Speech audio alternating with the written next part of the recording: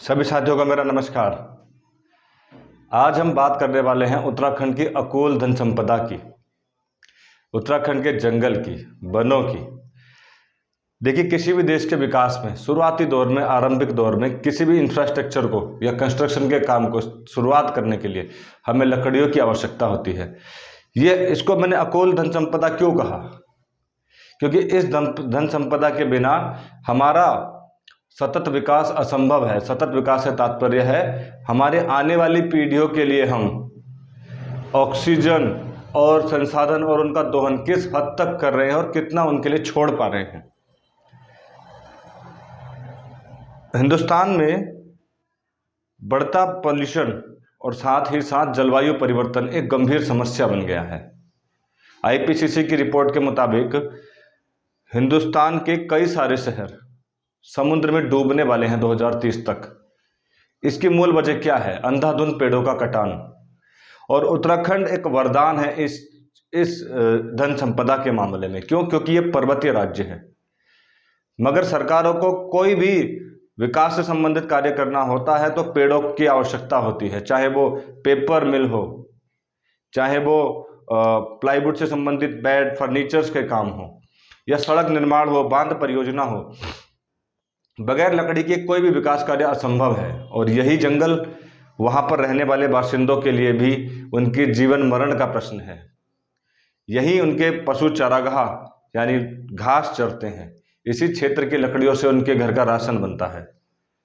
अब ऐसे में सरकार विकास योजनाओं में जंगलों का दोहन करे या यहाँ की स्थानीय जनता अपनी जरूरतें पूरा करने के लिए इनका इस्तेमाल करे, इन दोनों के बीच का संतुलन क्या होगा? और इससे असंतुलन क्या स्थापित होता है? जो जंगल हमें ऑक्सीजन दे रहे हैं उनका अंधाधुंध कटान क्यों होता है? मनुष्य अपनी आर्थिक गतिविधियों को तेजी से बढ़ाने के लिए जंगलों के साथ छेड़खानी करता है और उससे सतत विकास प्रक्रिया में एक कोण बन जाता है। भविष्य के लिए हम इतने जंगलों का इतना दोहन कर देंगे कि आने वाली पीढ़ी के लिए ऑक्सीजन तक नहीं छोड़ेंगे। तो वो विकास किस बात का विकास रह जाएगा जो एक निश्चित समयावधि के लिए आपके पास उपलब्ध रहेगा? आप आज तो आर्थिक तरक्की की सारी सीढ़ियां चढ़ जाएंगे, मगर आपकी आने वाली पीढ़ियां उसका भुगतान करती रहेंगी। तो दोस्तों, हम बात करने जा रहे हैं उत्तराखंड के जंगलों की, वन संपदा की हम बात कर रहे हैं। तो अब इसमें हमने उत्तराखंड को क्यों विशेष तौर पर लिया है? क्योंकि उत्तराखंड पर्वतीय राज्य है। अगर आप पूर्वोत्तर के राज्यों को छोड़ दें तो पर्वतीय राज्यों में भारत के अंदर उत्तराखंड और हिमाचल ऐसे क्षेत्र हैं जो बहुत अत्यधिक वनों से आच्छादित हैं। और यहीं से शुरुआत होती है वन विभाग की। यही वो जड़ है पूरे भारत के अंदर। उत्तराखंड वो स्थान है जहां जंगल बचाने के लिए कई आंदोलन हुए, जागरूकता अभियान चलाए गए। अगर आप अतीत की बात करेंगे तो उत्तराखंड के अंदर देखा जाए, देखिए मैं डाटा आपको पूरा प्रोवाइड कराऊंगा अभी। कितना वन क्षेत्र है, किस जिले में कितना है और कितना आरक्षित है, कितना वन विभाग के अधीन है, कितना वन पंचायतों के अधीन है, उस पर चर्चा हम अभी करेंगे। पहले हम बात करते हैं कि उत्तराखंड में इन वनों को कटान किस तरह से हुआ। जब अंग्रेज यहाँ पर आए शुरुआती दौर में, आरंभिक दौर में विकास की गतिविधियां प्रारंभ हुई, मकान बनाए गए, बड़ी बड़ी बिल्डिंग बनाई गई। उसके लिए जंगलों से लकड़ियों की आवश्यकता पड़ी और उत्तराखंड हरा भरा क्षेत्र था जहां पर अंधाधुंध कटान शुरू हो गया। अब उस कटान का लाभ कौन लेगा? जिसके अधीन वो जंगल रहेंगे।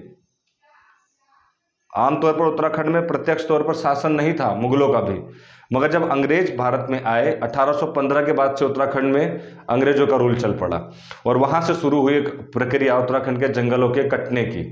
अंग्रेज अपने निहित स्वार्थ के लिए इन जंगलों को काटकर इस्तेमाल करने लगे, मगर धीरे धीरे ये बात अंग्रेजों को भी समझ में आने लगी कि ये उनके लिए भी बड़ी समस्या है जंगलों को बचाना।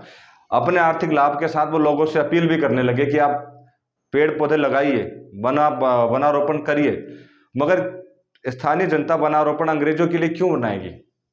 और जब सारे जंगल अंग्रेजों के कब्जे में हो जाएंगे तो वो उस पर कैसे नियम बनाए कि ये जंगल कटे भी ना और उनका आर्थिक विकास भी हो। सिर्फ उनका, हिंदुस्तानियों का आर्थिक विकास रोकना पड़े तो कोई समस्या उनको नहीं होगी।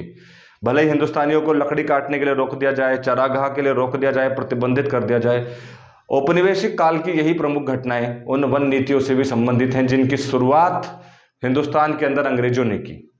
घटना 1826 की है। देखिए आप, हिंदुस्तान के उत्तराखंड के कमिश्नर गार्डनर के बाद ट्रेल यहां पर आए। उन्होंने साल 1826 में साल के पेड़ों के कटान पर प्रतिबंध कर लगा दिया। साल के पेड़ सबसे महत्वपूर्ण पेड़ हुआ करते थे। उत्तराखंड के जंगलों में चीड़ के बाद अगर किसी वृक्ष की सबसे ज्यादा संख्या है तो वो साल के वृक्ष हैं। ये शिवालिक रेंज में मिलते हैं, उपोष्ण कटिबंधीय क्षेत्रों में और उष्ण कटिबंधीय आर्द्र क्षेत्रों में ये अच्छी संख्या में मिलेंगे। यानी कि शिवालिक की रेंज में 1800 मीटर से नीचे की हाइट में इनकी बहुयातायात संख्या है। इनका खूब कटान होता था क्योंकि जब कभी भी जब पेड़ों की आवश्यकता होती थी तो ऊपरी हिमालय क्षेत्र में अंग्रेज नहीं पहुंचते थे।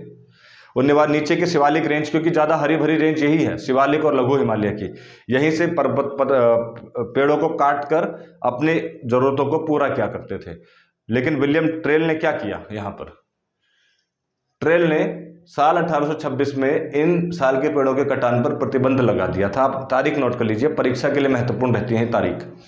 अच्छा, टिहरी रियासत के जंगल विल्सन ने ठेके पर लिए 1840 में। देखिए विल्सन ने क्या किया, टिहरी रियासत के जंगल, क्योंकि टिहरी रियासत तब अंग्रेजों के अधीन नहीं थी, लेकिन वहां के जंगल ठेके पर ले लिए। शायद हमारे हिंदुस्तानी या फिर हम कहेंगे टिहरी नरेशों को उन जंगलों की अहमियत नहीं पता चली, क्योंकि उसके बाद अंग्रेजों ने उन जंगलों का दोहन शुरू कर दिया, ठेके पर लिया और दोहन शुरू कर दिया। और ये ठेके वाली प्रथा बड़ी खतरनाक साबित हुई। क्यों? इसके बाद अन्य छोटे मोटे अंग्रेज भी जंगलों को ठेके पर लेने लगे और उन जंगलों का कटान करने लगे।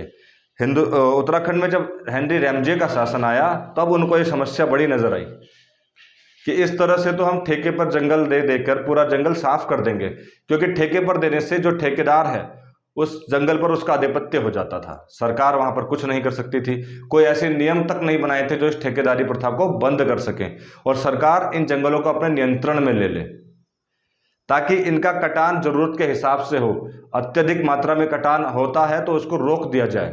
ये बड़ा महत्वपूर्ण कदम होना था सरकारों का, पर अभी तक तो नहीं था। अभी तक तो ठेके पर शासकों से जंगल ले लिए जाते थे और उसका कटान अंग्रेज अपने हितों के लिए किया करते थे। मगर रैमजे जब उत्तराखंड के लोगों के साथ घुले मिले, उनको ये चीज समझ में आ गई। उन्होंने क्या किया, सबसे पहले 1858 में रैमजे ने ठेकेदारी प्रथा को ही समाप्त कर दिया। ठेकेदारी प्रथा अगर समाप्त होगी तो वो जंगल किसके अधिकार क्षेत्र में आएगा? आपने टिहरी नरेश से ठेके पर लिया था, आपने वो बंद कर दिया, वापस टिहरी नरेश को मिलेगा, वो तो उनका क्षेत्र था। अन्य क्षेत्रों में क्या होगा? इस जंगल को अपने कब्जे में लेने की कवायद शुरू होगी। और इस तरह से आप सीधे कब्जे में तो नहीं ले सकते, क्योंकि आपके पास तो टीम ही नहीं है ना जो उसका सर्वे करे, सर्वेक्षण करे, उसका क्षेत्र देखे, उसकी जरूरत देखे, वहां पर होने वाली वनस्पति को देखे। तो ये अभिक्रियाएं यहां से शुरू हुई। हेनरी रैमजे के इन प्रयासों से हमें बहुत कुछ हासिल हुआ। क्या हासिल हुआ? देखिए आप, भारत का प्रथम वन बंदोबस्त हुआ 1861 में। तारीख जरूर नोट करिए। मैं आपको एक कहानी के माध्यम से इसलिए बताता हूं ताकि आप परिस्थितियों को समझ पाएं। अभी जंगल इनके अधीन नहीं हुआ है अंग्रेजों के, हालांकि ठेकेदारी व्यवस्था समाप्त कर दी है, मगर अब एक ऐसा विभाग बनाना पड़ेगा, एक ऐसी बॉडी बनानी पड़ेगी जो इन विषयों पर निर्णय ले सके। ठीक, उस विभाग की स्थापना करनी पड़ेगी जो इस सारे जंगल को, जो ठेकेदारी से हमने समाप्त कर दिया, अपने कब्जे में ले सके। और उसके लिए स्थापना हो जाती है वन विभाग की सन 1864। हेनरी रैमजे के प्रयासों से वन विभाग की स्थापना हो जाती है। इसमें एक महत्वपूर्ण योगदान है डिट्रिस ब्रैंडिस का। ये नाम जरूर याद रखिएगा, यहां पर लिखा भी है, ड्रेटिस ब्रैंडिस। इनको फादर ऑफ फॉरेस्ट भी कहा जाता है। तो महत्वपूर्ण नाम हो गया। फादर ऑफ फॉरेस्ट किसे कहा जाता है? Dietrich Brandis. इनकी बड़ी अहम भूमिका रही वन विभाग की स्थापना में। और ठीक एक साल के अंदर एक पहला वन अधिनियम भी पास कर दिया गया 1865। ठीक 1865 में ये वन अधिनियम पास कर दिया गया। इसका प्रमुख उद्देश्य क्या रहा होगा? आप अपने अनुमानित मानसिक तौर पर समझने की कोशिश करिए। अभी तक सब कुछ हमारे नियंत्रण में नहीं है। वन विभाग बनाने का उद्देश्य क्या था? सारे जंगल को अपने अधीन कर देना। तो अंग्रेजों का ये प्रयास यहाँ कामयाब हुआ जब वन विभाग की स्थापना हुई और महत्वपूर्ण जंगलों को अपने अधिकार क्षेत्र में सम्मिलित कर दिया गया। तो ये कौन सा था? 1865 का प्रथम वन अधिनियम इसी तरफ गया। अब उसमें कितना टैक्स लगाना है, टैक्स और किस तरह से उसमें प्रबंधन और उसको किस तरह से व्यवसायगत रूप से इस्तेमाल करना है, इस पर रणनीति बनेगी। सबसे पहले तो आप कब्जा कर लीजिए। तो कब्जा हो गया, वन क्षेत्र पर किसका कब्जा हो गया? ब्रिटिश ब्रितानी हुकूमत का कब्जा हो गया। और देखिए वन अधिनियम इसके बाद 1878 में हुआ। फिर वहां पर तो अपने निहित हितों की पूर्ति करने के लिए सारे कार्य हुए, अभी चर्चा करेंगे। 1878 में क्या हुआ था? दो तरह से वर्गों को काट दिया गया, एक आरक्षित और संरक्षित, और एक लगा दिया गया वन ग्राम। तीन तरह से वनों को डिवाइड कर दिया। अगले अधिनियम की बात कर रहा हूं मैं, 1878 के। अब इसकी आवश्यकता क्यों पड़ी होगी? देखिए पहली बात, जंगल सिर्फ तुम्हारा नहीं है, ये बात ध्यान से सुनिए, लेकिन अब हमारा है। अब हमारे हितों की पूर्ति करने के लिए हम इसका इस्तेमाल करेंगे, ये दूसरी बात है। लेकिन इसका विरोध होगा, क्यों? क्योंकि इस पर टिकी है वहां के आसपास के गांव की जिंदगी भी। मगर अंग्रेजों का प्रमुख उद्देश्य क्या था? वहां से प्राप्त होने वाले वनों से लाभ अर्जित करना, व्यवसायगत लाभ अर्जित करना। और उन जंगलों को अब अंग्रेजों ने जब अपनी मुट्ठी में ले लिया है तो वहां से होने वाले ज्यादा से ज्यादा लाभ को अर्जित करेंगे, चाहे वो चीड़ से निकलने वाले लीसा हो। लीसा का उन्होंने खूब इस्तेमाल किया, और यही सब पॉलिसी द्वितीय इनकी जो दूसरा वन अधिनियम पास हुआ उस पर आई। इन्होंने टिम्बर पर टैक्स लगाया, जो प्रमुख उद्योग धंधों में लकड़ी इस्तेमाल होती है उस पर टैक्स लगा दिया। अब टैक्स लगाने से देखिए कोई भी आदमी अगर लकड़ी खरीदेगा तो वो महंगा पड़ेगा, यानी कि यहां से शुरू हुआ बिजनेस। ठीक, वन अधिनियम पहले में आपने कब्जा किया, दूसरे में आपने उससे व्यवसाय करना प्रारंभ किया। अच्छा, बेनाम भूमि को सरकारी भूमि 1893 में किया। ठीक, इस दौर में जमींदारी प्रथा का भी शुरुआत हुआ था, याद रखिएगा। बेनामी भूमि मतलब ऐसी भूमि जो किसी के नाम नहीं है, उसको सरकारी बना दो। ये तो इन्होंने बहुत पहले से सीखा था। इन्होंने तो ऐसा राज्य जिसका कोई शासक नहीं है, यानी उत्तराधिकारी नहीं है, उसको भी अपने कब्जे में ले लिया था। झांसी का उदाहरण देखिए आप। उसी तरह से देखिए बेनाम भूमि को भी इन्होंने सरकारी भूमि घोषित कर दिया, यानी कि जिसका कोई वारिस नहीं है, जिस जमीन का कोई मालिक नहीं है, जंगल की भूमि खासतौर पर, वो सब सरकारी कहलाएगी। ठीक। अच्छा, भारत का प्रथम वन विद्यालय ये देहरादून में खुला। आज इसको forest research institute of FRI के नाम से जाना जाता है, फॉरेस्ट रिसर्च इंस्टीट्यूट। ठीक, उस समय पर इसको क्या कहा गया? Forest school of Dehradun. हाँ, बाद में इसका नाम बदला 1884 में, इंपीरियल फॉरेस्ट स्कूल। अब आप पढ़ते हैं कि FRI की स्थापना 1906 में हुई। देखिए ये स्कूल बना, लेकिन रिसर्च इंस्टीट्यूट बना 1906 में, फॉरेस्ट रिसर्च इंस्टीट्यूट। पहले स्कूल था, लेकिन रिसर्च इंस्टीट्यूट कब बनाए? FRI के नाम से 1906 में। इसलिए आप पढ़ते हैं इसको 1906। इसकी ब्लूम नाम के एक व्यक्ति ने बिल्डिंग बनाई, बड़ी भव्य बिल्डिंग बनाई। कई लोग जब देहरादून आते हैं तो FRI देखने आते हैं, बड़ी सुंदर जगह है ये। ठीक, इसकी चर्चा तो हम कर ही लेंगे। वन विद्यालय का हमने जिक्र किया था 1878 में। ये भी डिट्रिच ब्रेंडिस के द्वारा बनाया गया। नाम बड़ा टफ डिफिकल्ट है, निकल ही नहीं रहा pronunciation. Dietrich ब्रेंडिस, father of forest है ये। ठीक। अच्छा, प्रथम वन नीति भी आ गई, ये लीजिए आप। ये परीक्षा में कई बार पूछा जाता है, बड़ा महत्वपूर्ण ये सवाल है कि भारत की प्रथम वन नीति कब लागू हुई? 1894, अंग्रेजों के ज़माने में, जबकि भारतीयों ने 1952 में अपनी आज़ादी के बाद पहली वन नीति निर्धारित की। तो परीक्षा के दृष्टिकोण से भी इसको महत्वपूर्ण समझिएगा, याद रखिएगा। और वैसे सिस्टम के तौर पर भी देखिए 1894 में ये नीति आती है। इस नीति का क्या उद्देश्य रहा होगा? इस नीति का प्रमुख उद्देश्य भी अपने व्यवसाय को बढ़ाना ही था अंग्रेजों का। इस नीति में भी जंगलों को 4 भागों में बांट दिया गया। ठीक, और 4 भागों में बांटने के बाद एक हिस्सा अपना जंगल के लिए रखा, जिसको संरक्षित जंगल कहा इन्होंने। ध्यान से सुनिएगा, मतलब ये वो नीति थी जिसके तहत ये जंगल का बचाव भी चाह रहे हैं लोगों से। देखिए कोई भी वन नीति हो उसमें ये जरूर निर्धारित किया जाएगा कि अधिक से अधिक वनारोपण करिए, वृक्षारोपण करिए। ठीक, हर कोई यही चाहता है। क्यों? कोई भी करिए, लाभ तो वही लेगा जो वहां पर शासन कर रहा है। ठीक, तो अपील तो की जाती है, आज भी कई सरकारी संस्थानों पर लोग वृक्षारोपण करते हैं। लेकिन जरूरी क्या तत्व थे, मैं आपको बताता हूं। इन्होंने क्या किया, 1894 में जंगलों को 4 भागों में बांट दिया। एक संरक्षित जंगल रहेंगे जिस पर कोई छेड़खानी नहीं करेगा, सिर्फ केंद्र की अनुमति होगी, यानी अंग्रेजों की अनुमति होगी, तब कहीं जाकर के उन पर गौर किया जाएगा, उन पर कार्य होगा। एक बना दिया इन्होंने व्यवसायगत जंगल। व्यवसायगत वन, ये वो वन निर्धारित कर दिया इन्होंने जिनका इस्तेमाल वो बिजनेस के लिए करेंगे, यानी कि बिजनेस का मतलब उनको वो बेच सकते हैं, उनसे वो अपने विकास के कार्यों को कर सकते हैं। जंगलों को इस तरह से विभाजित कर दिया इस वन नीति के तहत। कुछ जंगल संरक्षित कर दिए, आरक्षित कर दिए गए कि इन जंगलों से हम लकड़ी नहीं काटेंगे। कुछ जंगल अंग्रेजों ने अपने निहित स्वार्थ के लिए लगा दिए, जिनको उन्होंने व्यवसायगत जंगल कहा, कि इन जंगलों से हम लकड़ी काटकर अपने उपयोग में लेकर के आएंगे या अपने हितों की पूर्ति करेंगे।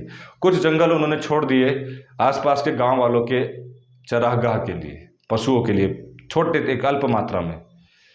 ठीक, इसको हम 1894 की वन नीति कहते हैं। याद रखिएगा, ये भारत की पहली वन नीति थी और इसका साल याद रखिए 1894। देखिए, भारतीय वन अधिनियम आया। इस अधिनियम के तहत 3 भागों में फिर जंगल को बांटा गया, एक आरक्षित वन, एक संरक्षित वन। ये इससे पहले भी आपने चर्चा करी है, एक अधिनियम में भी ये आ चुका है 1878 के। ठीक, तो याद भी करिए, थोड़ा नोट भी कर लीजिएगा, आरक्षित वन, संरक्षित वन और वन पंचायत या वन ग्राम कहिए अभी इसको, क्योंकि इसके बाद 4 साल बाद, इसी अधिनियम के बाद, भारतीय वन अधिनियम 1927 के बाद 4 साल बाद उत्तराखंड में वन पंचायतों का गठन होगा। और वन पंचायत आपको पता है पूरे हिंदुस्तान में, पूरे भारत में सिर्फ एक ही राज्य में है, और वो कौन सा राज्य है, उत्तराखंड है। इसकी स्थापना कब होती है, 1931 में। भारतीय वन अधिनियम के तहत 3 भागों में इन्होंने बांट दिया, आरक्षित वन, संरक्षित वन और वन ग्राम। वन ग्राम से बना वन पंचायत, जिसका इन्होंने कब्जा दे दिया। वन पंचायतों के अंतर्गत आज उत्तराखंड में कितनी वन पंचायतें हैं, लगभग 12,000, 13,000, इसी रेंज में आज वन पंचायत हैं। वन पंचायतों के अधीन लगभग 15% जंगल भारत का है, जहां पर जिसका जो अधिभार है वो उप जिलाधिकारी या जिलाधिकारी के माध्यम से संचालित होता है। इन जंगलों पर गांव के ही लोगों का इसकी संरक्षण की जिम्मेदारी गांव के लोगों की ही पंचायत बनाकर निर्धारित की जाती है, यानी कि गांव के लोगों के द्वारा ही ये निर्धारित किया जाता है। ठीक, वन पंचायत, और ये सिर्फ उत्तराखंड में है, मैं आपको बता दूं, इसकी चर्चा हम अभी करेंगे। ठीक, पहले हम थोड़ा ऐतिहासिक शब्दावली को देख लेते हैं जो अभी तक घटा है। वन पंचायतों का गठन कब होता है, 1931 में, 1931, ये जरूर याद रखिएगा। पूरे सिस्टम से बताने का मकसद यही है हमारा कि आप शुरू से कहानी को समझें कि धीरे धीरे परिवर्तन हो रहा है और वह किस तरह से हो रहा है और किन परिस्थितियों में हो रहा है। औपनिवेशिक टाइम अभी चल रहा है। देखिए, देहरादून वन संग्रहालय की स्थापना 1914 में हुई, मुख्यालय देहरादून ही है, तारीख नोट कर लीजिएगा आप। हाँ, अब देश आज़ाद हो गया, अब आज़ादी पर आ गए हम, 1947। ठीक, अब हिंदुस्तान के हाथ में है इन वनों की रक्षा, क्योंकि ये औपनिवेशिक काल नहीं है, लेकिन औपनिवेशिक काल की नीतियां भी अपने राजस्व की वृद्धि के लिए थी, और वन इस तरह से नीतियां बनाई जाएं कि राजस्व में वृद्धि भी हो, क्योंकि सरकारों को भी कई बहुउद्देशीय परियोजनाएं तब बनानी थी, जैसे भाखड़ा नांगल परियोजना, दामोदर वैली परियोजना, वो तो खैर नीचे चले गए हम, मगर उसके लिए लकड़ी की बहुत आवश्यकता थी। सरकार को खुद लकड़ी चाहिए थी। जंगल का कटान तो होगा, मगर उसके बदले में सरकार को सतत विकास परियोजनाएं भी देखनी है, उतनी मात्रा में पेड़ भी तो लगाने पड़ेंगे। दूसरी बात, तो नीतियां तो अब भारत सरकार को बनानी पड़ेगी। साथ ही साथ जब देश आज़ाद हो गया तो उनके स्थानीय लोगों के लिए भी चरागाह और पशुपालन, इन सब की भरपूर समस्याओं का निदान हो सके, तो क्या किया गया, केंद्रीय वानिकी परिषद की स्थापना की गई। नोट कर लीजिएगा तारीख, ये पूछी जाती है सबसे महत्वपूर्ण परीक्षा की है के लिए, केंद्रीय वानिकी परिषद। जबकि केंद्रीय वानिकी आयोग की स्थापना 1965 में हुई, जो मैंने नहीं लिखी है, आप नोट कर लीजिएगा, पर परीक्षा में सबसे ज़्यादा पूछा गया है केंद्रीय वानिकी परिषद। इसकी स्थापना कब होती है, 1948 में, 1948 में। अब परिषद की तो स्थापना हो गई, 2 साल बाद के.एम. मुंशी के सहयोग से हम हर साल वन महोत्सव मनाएंगे, और ये कब से शुरू हुआ, 1950 से। तो वनों से संबंधित सवाल कई सारे महत्वपूर्ण हैं, तो उनको भी जरूर आप नोट कर लीजिएगा। वन महोत्सव की शुरुआत कब हुई? 1950 से। ये कब मनाया जाता है? जुलाई के पहले हफ्ते में इसको हम मनाते हैं। तब किसके सहयोग से पूरा हुआ? के.एम. मुंशी के सहयोग से। 1948 में बन गया आयोग। अब भारत आज़ाद हुआ, हमें पता है लकड़ी चाहिए होगी, हमें सरकार को भी चाहिए होगी, आपको भी चाहिए, सबको डिस्ट्रीब्यूट भी करनी है, पर्यावरण भी बचाना है, तो वृक्षारोपण भी करना है। तो कुछ ऐसी पहल तो करिए जो जनता को जागरूक करे कि वृक्ष लगाइए, यही हमारी धरोहर है। तो क्या होता है? वन महोत्सव का आयोजन शुरू किया जाता है। अब देखिए, स्वतंत्र भारत की प्रथम वन नीति का काम हो गया है 1952। अब परीक्षा के नजरिए से देखिएगा, भारत की पहली वन नीति कौन कब आई थी? 1894 में। कहाँ गया हूं? ये प्रथम वन नीति 1894 में। अगर पूछा जाए स्वतंत्र भारत की प्रथम वन नीति कब आई, तो 1952 में। इसके तहत क्या था? वन नीति के तहत, इसके तहत भारत को 33% एरिया पर अपने क्षेत्रफल के जंगल यानी वृक्षारोपण करना है। मतलब भारत के कुल क्षेत्रफल में 32,86,000, इस क्षेत्रफल में से 1/3 यानी 10 लाख वर्ग किलोमीटर के क्षेत्रफल में जंगल होना चाहिए।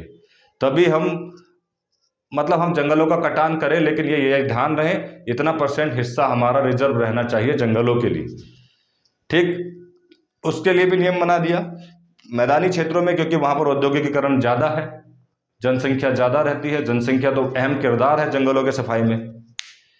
जनसंख्या बढ़ेगी तो ज़रूरतें बढ़ेंगी, और ज़रूरतें बढ़ेंगी तो जंगल कटेगा, आवास के लिए, निवास के लिए, रहने के लिए, खाने के लिए, और इंफ्रास्ट्रक्चर के लिए, मरम्मत के लिए, और विकास के लिए भी। तो ये निर्धारित किया गया कि मैदानी क्षेत्रों में 25% और 60% पर्वतीय क्षेत्रों में, क्योंकि पर्वतीय क्षेत्रों में जंगल पहले से ही उपलब्ध हैं, वहाँ ज़्यादातर लोग नहीं रहते, ढालों पर। तो ये निर्धारित किया गया हमारी प्रथम वन नीति में। यही 1988 की वन नीति में भी निर्धारित किया गया था। ठीक, इस पर भी चर्चा भी करेंगे। तो 1952 की इस वन नीति में क्या निर्धारित किया गया था कि 25% मैदानी क्षेत्रों में जंगल और 60% पर्वतीय क्षेत्रों में जंगलों का होना अति आवश्यक होगा। ठीक, ये हमारे स्वतंत्र भारत की प्रथम नीति के प्रमुख उद्देश्य में था। अब इस उद्देश्य में 2-3 लाइन आप खुद भी सोच सकते हैं, खुद भी जोड़ सकते हैं। ज़्यादा से ज़्यादा पौधारोपण होगा, ठीक, और कटान कम किया जाएगा, लिमिटेड किया जाएगा, सीमित किया जाएगा, चारागाह के लिए ज़मीन उपलब्ध करा दी जाएगी। इस तरह की बातें तो कॉमन होंगी। प्रमुख उद्देश्य ये रहा। भारतीय वन्य प्राणी बोर्ड 1952। देखिए, नोट करिए, भारतीय वन्य प्राणी बोर्ड का गठन कब किया? 1952। कुछ चीज़ें आपको याद करनी पड़ेंगी। ठीक, सिस्टम से इसलिए बताया जा रहा ताकि आपको साल याद करने में दिक्कतें ना हो। वन संरक्षण अधिनियम 1980, इसके अंतर्गत बहुत सारे ऐसे पेड़ थे जिनको काटना प्रतिबंधित कर दिया गया।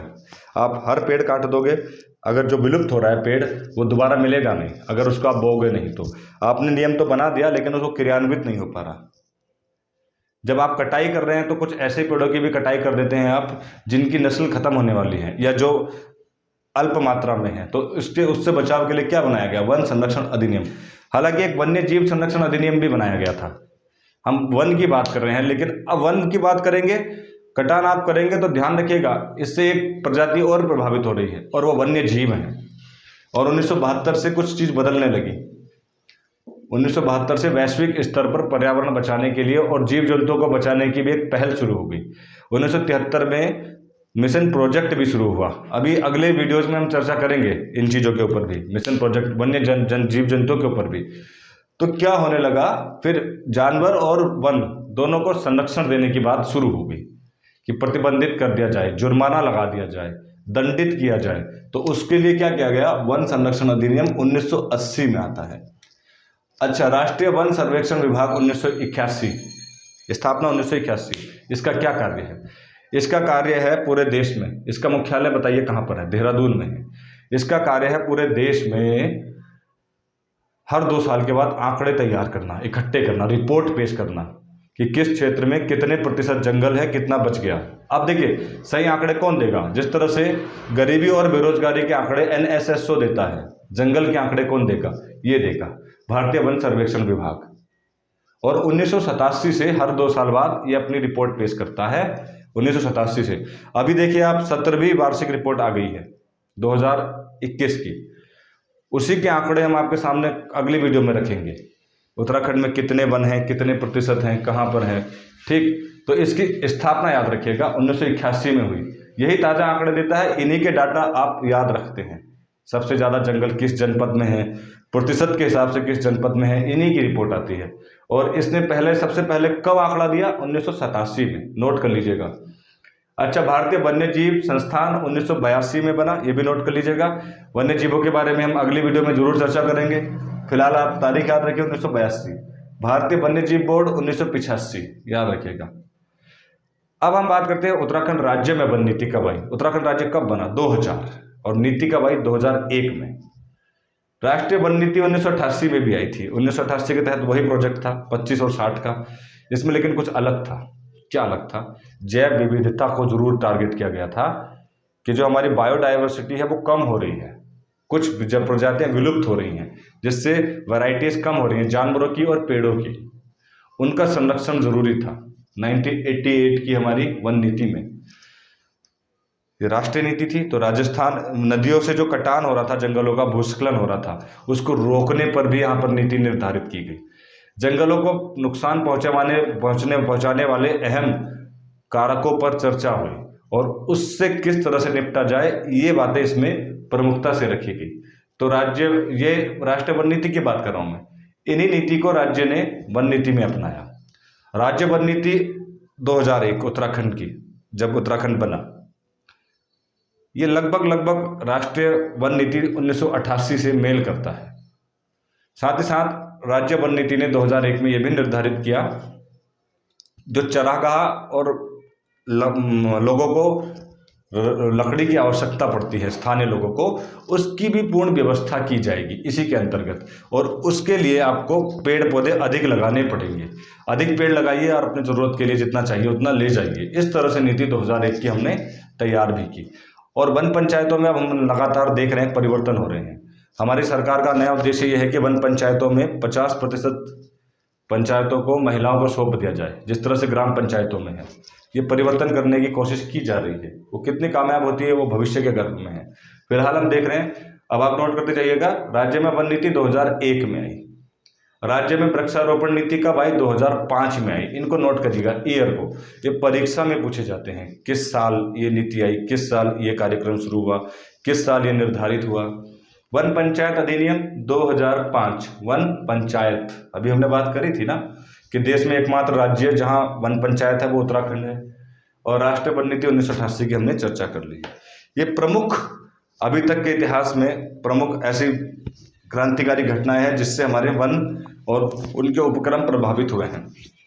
अब क्योंकि इसके बारे में, प्रत्येक के बारे में डिटेल से गहन अध्ययन करना उतना ज़्यादा समय और लंबा हो जाता, इस वजह से हमने इनके बारे में प्रमुख बातें ही आपको बताई।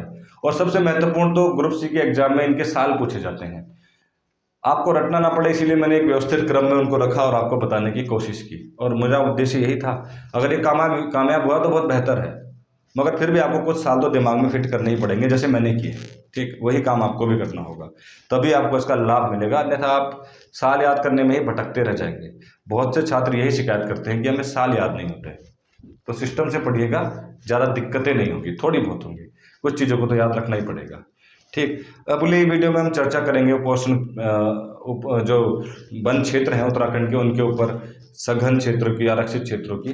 ठीक, तो तब तक आप इन सालों को याद रखिए।